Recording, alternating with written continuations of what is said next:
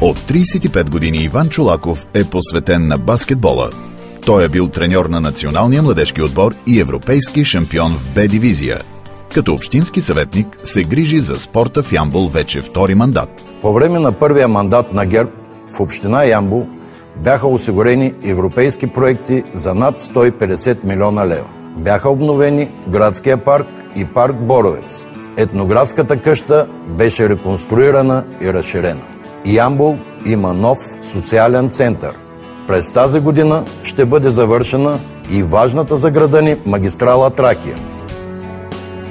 Ще работя за продължаване на добрата държавна политика в спорта. Ще се боря за повече инвестиции в училищния и студентският спорт. Обновяването на централната градска част и изпълнението на проекта за канализация ще ми бъдат основни задачи. Имаме воля да победим.